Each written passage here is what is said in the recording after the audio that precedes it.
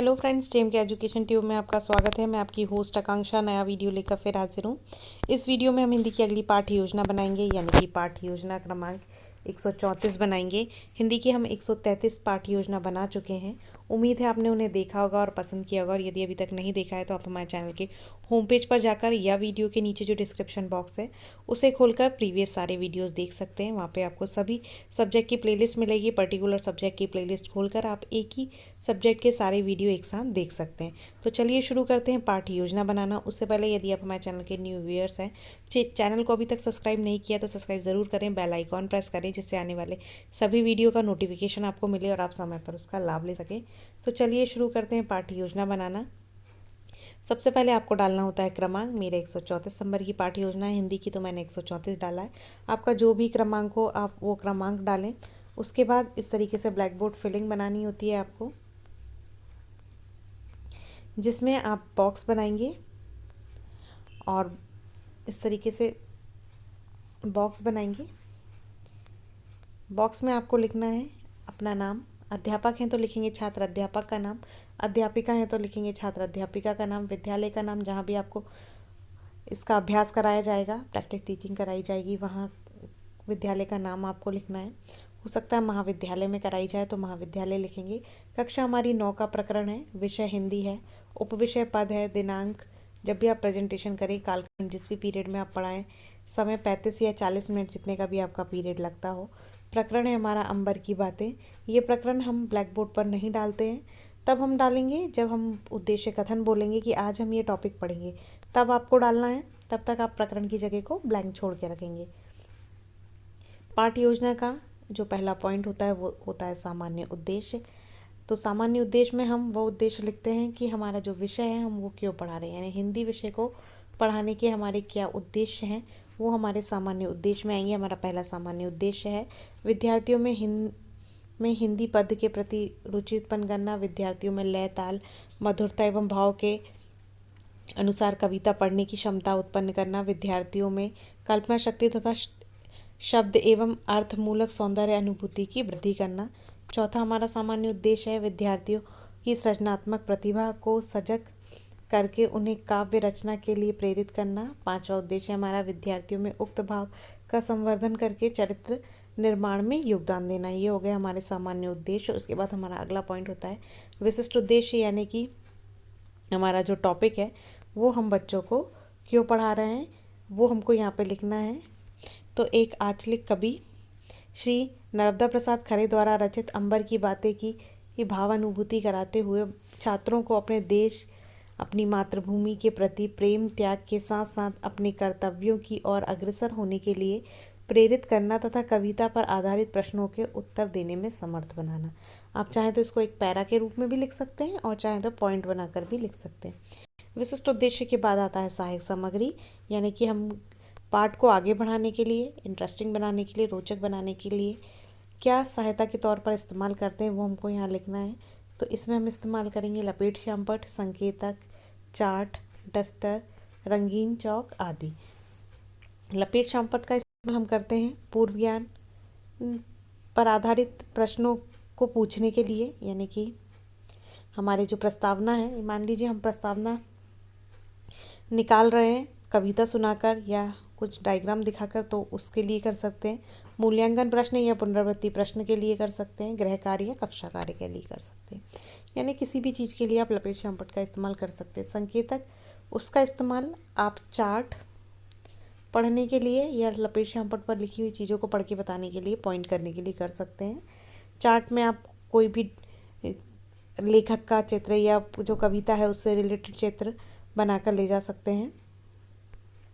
Duster black board साफ करने के लिए, और रंगीन चौक का इस्तेमाल आप शब्दार्थ के लिए कर सकते हैं।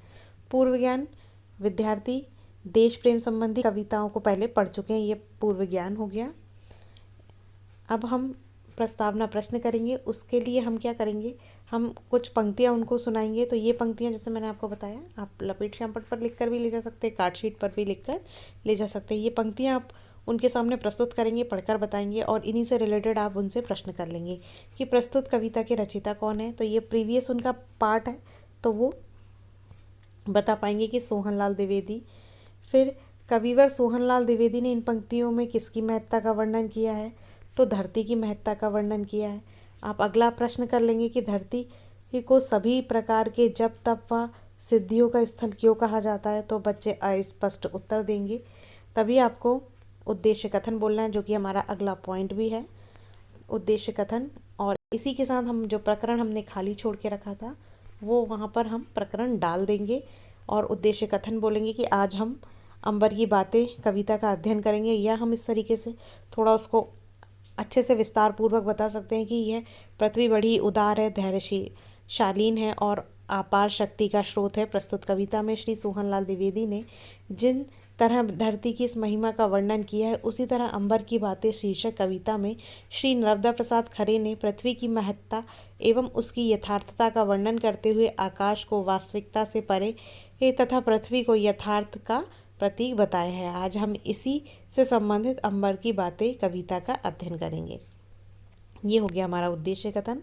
साथ ही ब्लैक बोर्ड पर जैसे मैंने बताया डाल दीजिए आप पढ़ाते समय। फिर निर्देश में छात्र अध्यापिका विद्यार्थियों को अपनी पाठ्य पुस्तिका खोलने का आदेश देंगी, यानी बुक खोलने के लिए कहेंगी। फिर आता है प्रस्तुतिकरण, जिसमें आपको इस तरीके से कॉलम बनाने हैं। शिक्षण बिंदु, छात्र अध्यापिका क्रिया या व्यवहार, शिक्षण विधि और विद्यार्थी क्रिया। इसमें आप पहला शिक्षण बिंदु रहेगा हमारा कि हम पूरी कविता को डैश करके लिख देंगे। और प्रथम चीज़ है हमारी आदर्श वाचन, यानी छात्र अध्यापिका प्रस्तुत पद का उचित लय ताल के साथ कक्षा में आदर्श वाचन प्रस्तुत करेंगी, यानी आपको पाठ को अच्छे से पढ़ना है कक्षा में। फिर पठन पाठन विधि का यहाँ इस्तेमाल है, विधि में हम डाल देंगे। विद्यार्थी क्या करेंगे? ध्यानपूर्वक सुनेंगे। फिर आता है अनुकरण वाचन, हम पाठ का यानी छात्र अध्यापिका विद्यार्थियों को उचित लय गति के साथ पाठ का अनुकरण वाचन करने का आदेश देंगी। पठन पाठन विधि का यहाँ इस्तेमाल होगा, विद्यार्थी आदेश अनुसार पाठ का अनुकरण वाचन करेंगे। फिर आता है काठिन्य निवारण, यानी कुछ कठिन शब्द जो पाठ के दौरान आते हैं, हम बच्चों की सहायता से ही उनका अर्थ ब्लैक बोर्ड पर लिखेंगे और बच्चे उनको दोहराएंगे। तो यहाँ पे शब्दार्थ है अंबर यानी आकाश, अंचल यानी गोद, ब्रज यानी कठोर, बध यानी हत्या, शीतल यानी ठंडा, सौगातें यानी कि उपहार, ढह गए यानी नष्ट हो गए, भू यानी पृथ्वी। यानी ये सारी शब्दों को आप एक एक बार बोलेंगे और बच्चों से दोहरवाएंगे। फिर उसके बाद आता है निरीक्षण कार्य। इसमें छात्र अध्यापिका जब बच्चे शब्दार्थ उतार रहे हैं उनको उतारने का आदेश देंगी, और जब वो उतार रहे हैं तो कक्षा में घूम घूम कर उनको देखेंगे। विद्यार्थी क्या करेंगे? अपनी उत्तर पुस्तिका में शब्दार्थ को लिखेंगे। फिर उसके बाद आता है भावार्थ, यानी कि आप पूरी कविता का भावार्थ उनको प्रसंग संदर्भ सहित बताएंगी, उनके सामने प्रस्तुत करेंगी। विद्यार्थी ध्यानपूर्वक सुनेंगे व समझेंगे। फिर आता है श्यामपट्ट कार्य या श्यामपट्ट प्रारूप, यानी कि आपने जो कक्षा में श्यामपट्ट कार्य कराया उसका आपको एक प्रारूप बनाकर लगाना होता है। इसके लिए आप क्या करेंगे? लपेट श्यामपट्ट पर जो लिख के गए हैं वो भी लिख सकते हैं, या फिर आप जो भी शब्दार्थ है वो लिख लीजिए या कविता लिख लीजिए, जो भी चाहें आप यहाँ पर लिख सकते हैं। भावार्थ कुछ थोड़ी चीज़ें लिख के बता दीजिए। तो आपको क्या करना है? एक लेना है कार्डशीट ब्लैक और उसको श्यामपट्ट आकार में काटना है और उस पर ब्लैक बोर्ड फिलिंग और कुछ प्रमुख शिक्षण बिंदु लिख देना है। उसके बाद आता है मूल्यांकन प्रश्न, जिसमें आपने पाठ में जो भी पढ़ाया उससे संबंधित कुछ मूल्यांकन प्रश्न कर लेंगे और उनको बच्चों को उनके आंसर या तो लिखित में ले लीजिए या पूछ लीजिए, दोनों तरीके से आप मूल्यांकन प्रश्न कर सकते हैं। उसके बाद आता है पुनरावृत्ति प्रश्न, यानी पूरे पाठ को पढ़ा दिया समझा दिया, उसके बाद एक बार पुनरावृत्ति करने की बारी आती है। जब आप पुनरावृत्ति प्रश्न करें तब आप यदि इनका उत्तर लिखित में लेते हैं तो आप इस समय गृह कार्य चेक कर लें, या फिर मूल्यांकन प्रश्नों के दौरान गृह कार्य चेक कर लें, क्योंकि जब आप उनको गृह कार्य देते हैं तो अगले दिन आपको चेक भी करना होता है, नहीं तो आपको नेगेटिव फीडबैक मिलता है।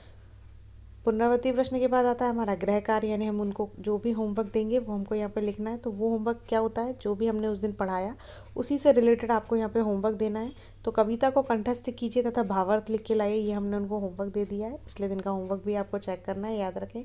फिर उसके बाद आता है परिवेक्षक टिप्पणी। इसमें जो भी आपका परिवेक्षक होता है टिप्पणी देकर बताता है कि पाठ का प्रस्तुतिकरण कैसा था, अच्छा था, बुरा था, क्या उनके सुझाव हैं, ये सारी चीज़ें वो आपको यहाँ पर लिख कर बताएंगे। जैसे श्यामपट्ट कार्य कैसा था, आपका व्यवहार कैसा था, प्रस्तावना सही समय पर निकली या नहीं, आपने जो भी उद्देश्य लिखे था विशिष्ट, वो उसकी पूर्ति पाठ के अंत में हुई या नहीं, इस तरीके की बहुत सारी चीज़ें होती हैं जिस पर पर्यवेक्षक आपको टिप्पणी देकर बताते हैं। उसके बाद आता है हस्ताक्षर का कॉलम, जिसमें आप बनाएंगे छात्र अध्यापिका के हस्ताक्षर और पर्यवेक्षक के हस्ताक्षर। आप चाहें तो विषय शिक्षक के हस्ताक्षर का कॉलम भी बना सकते हैं। यहाँ पे हमारा जो पाठ्य योजना है वो कंप्लीट होती है। कैसी लगी कमेंट कर ज़रूर बताएं। अच्छी लगती है लाइक कीजिए, दोस्तों से शेयर कीजिए। यदि अभी तक हमारे चैनल को सब्सक्राइब नहीं किया है तो सब्सक्राइब ज़रूर करें, बेल आइकॉन प्रेस करें और समय पर उसका लाभ लें। धन्यवाद। जय हिंद।